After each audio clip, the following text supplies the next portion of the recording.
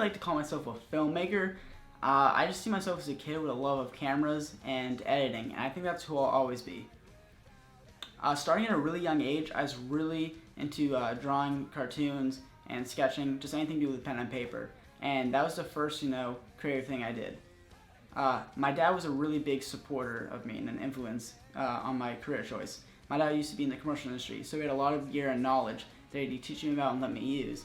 And I think without that, I wouldn't be half the person I am today. I've always had a love for editing. The first time I edited was when I got my laptop. It was one of the black MacBooks, they don't even make them anymore, and I downloaded Final Cut Express. I spent hours learning Final Cut Express, and I did that for all the programs I used. After I learned Final Cut Express, I moved on to Premiere Pro, After Effects, and Cinema 4D. After Effects is really what changed me into the editor that I am, because that's when I got serious about being an editor.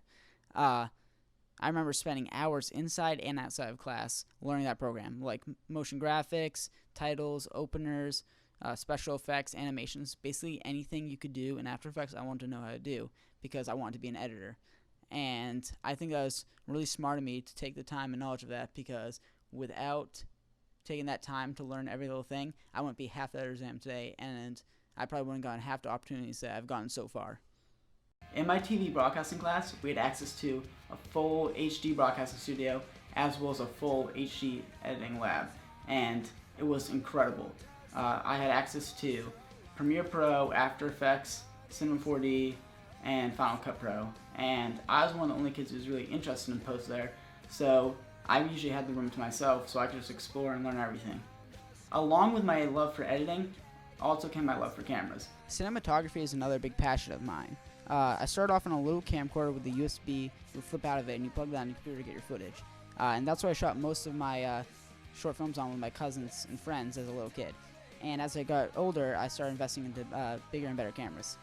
This is actually the third camera I bought, and this really changed me because this is the first HD camera I had. I always loved being behind the camera, and all kids in my TV class did. Most of them either wanted to be actors or directors. So I definitely got first dibs on all the cameras and the post-production stuff.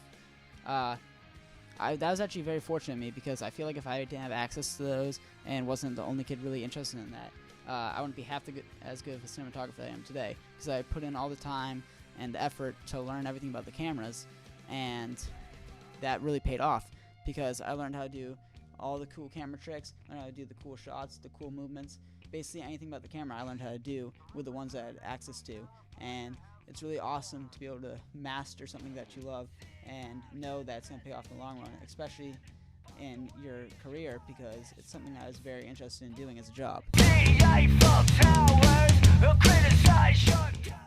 Andrew Tashin, dude, definitely is very motivating, definitely passionate for his craft and what he does.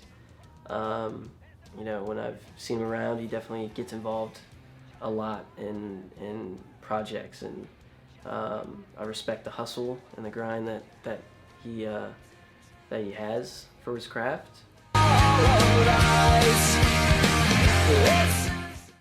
He definitely knows a lot about cinematography, and he always has really creative and cool and good ideas, and I love working with him.